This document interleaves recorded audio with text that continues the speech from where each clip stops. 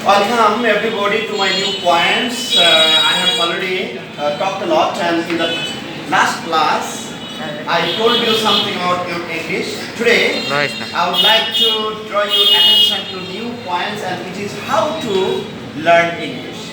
I think there are some points which you should remember, and if you remember the points, then I think you can learn English very well. Okay, there will be no problem on your part. No, Okay. it's not. That's why you have to remember.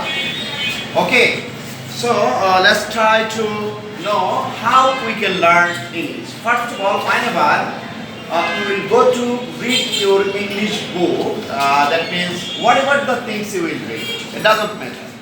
It may be first paper or second paper. It may be grammatical points in or unseen comprehension. It may be a textbook given by NCTV, it doesn't matter. But your main duty, that is whatever the things you will do, particularly with your English subject, then what's your duty? Your duty is related to your 6 points. And what are the points? One by one I am telling you. See that, number 1, reading. So it may be first paper or second paper, it doesn't matter. But when you will take this book, then your duty is to take a khata and take another pen so that you can do the things. Okay? What are the things? First of all, you have to reading something. And when you will go to read, then your next point is underlining the unknown words. Underlining the unknown words. That means whenever you will go to read any passage or anything else, then you will see that there will be some words which are not known to you. They will be unknown to you. So your duty is to underline the unknown words. And then your duty is to writing the unknown words in a notebook. If you leave these unknown words, that will not go. Then you can't learn English. Your main duty is to pick up some words, new words. And those new words should be underlined first. And then you will go ahead, writing down the unknown words in a notebook. That means you have a khata, you have a diary or anything else where you can write down the unknown words you will get by reading the things, particularly with your English subject. And next one, finding out the meaning of the unknown words from dictionary. That means while you will write down the words, unknown words in a notebook, then your duty is to find out the meaning of the unknown words from a dictionary. Okay?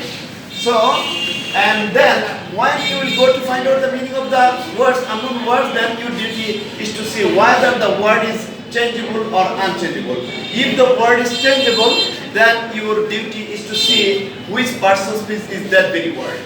If the word is noun, then it may be verb, adjective or adverb. In this way it can change its form. Okay? So your duty is to search the parts of this.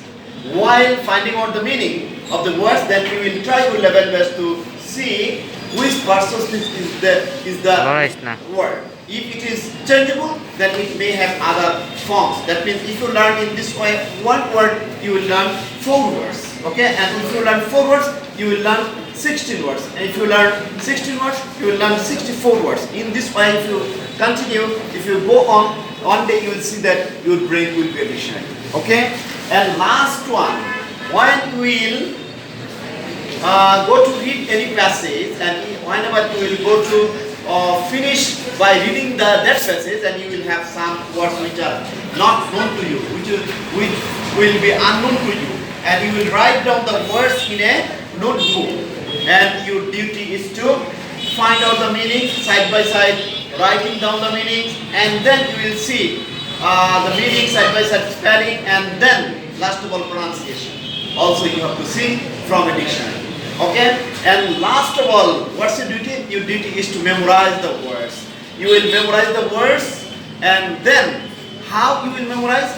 Of course you will memorize the words with meaning, spelling and pronunciation, so that you can apply those words in communication. Whenever you will go to communicate with other person, then those words will help you a lot to continue your communication.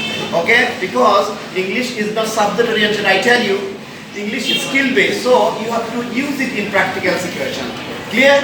So your duty is to follow the 6 points while you will go to read English. Is it clear to you? Thank you very much. Now more when we tell something more later on. Thank you very much.